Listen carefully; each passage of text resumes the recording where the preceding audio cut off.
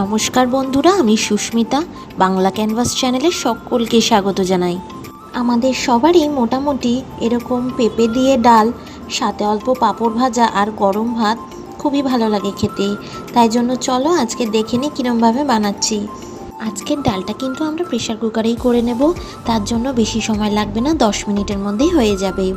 আমি whole night মটর ডালটাকে ভিজিয়ে রেখে প্রেশার কুকারে দিয়ে দিলাম।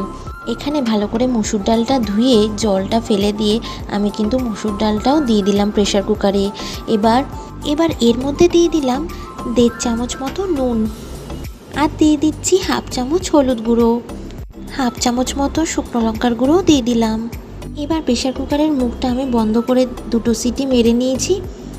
দেখুন ডালটা অলমোস্ট সেদ্ধ হয়ে গেছে। আপনারা চাইলে এটা কিন্তু কড়াইতেও করতে পারেন।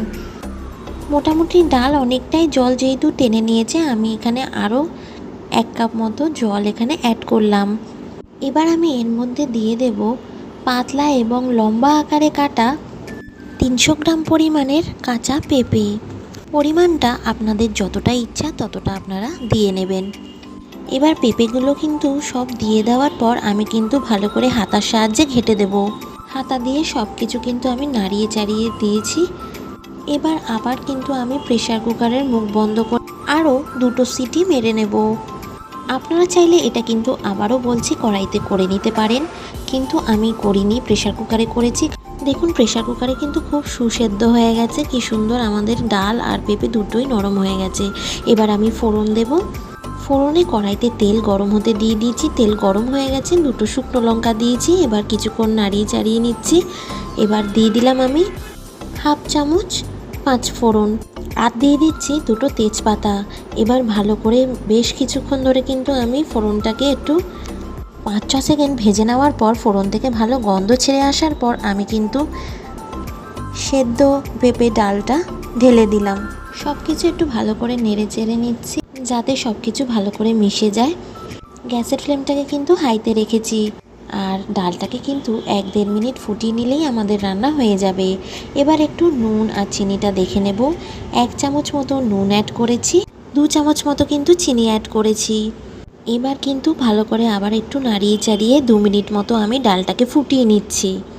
প্রেশার কুকারে ডালটা সিদ্ধ করায় ডালটা আর পেঁপেটা কিন্তু একদম সুসেদ্ধ হয়ে গেছে আগেই, আর জ্বালানিটাও বাঁচে। আর এতটাই গরম পড়েছে যে আর রান্নাঘরে কিন্তু বেশিক্ষণ থাকা যাচ্ছে না। যত তাড়াতাড়ি সুন্দরভাবে রান্নাটা করে বেরিয়ে আসা যায় সেটার দিকেই কিন্তু নজর পড়ছে। আপনারা কিন্তু এই গরমের দিনে বাড়িতে কিন্তু এটা অবশ্যই ট্রাই করবেন। গরম ভাতে পেঁপে ডাল আর সাথে পাঁপড় ভাজা থাকলে কিন্তু আর কিছু প্রয়োজন পড়ে না। এতে শরীর সুস্থও থাকে আর মুখের রুচিও ফিরে আসে। এবার গরম ভাতের সাথে সার্ভিং বলে সার্ভ করেছি পেঁপের ডাল। রোজকার খাবারের মেনুতে এইরকমভাবে যদি বানানো হয় গরম ভাতে কিন্তু দারুণ লাগে। আমার এই রেসিপিটা আপনাদের ভালো লাগলে অবশ্যই লাইক করবেন, শেয়ার করবেন আর কমেন্ট সেকশনে জানাবেন। চ্যানেলটি সাবস্ক্রাইব না করা থাকলে অবশ্যই সাবস্ক্রাইব করবেন।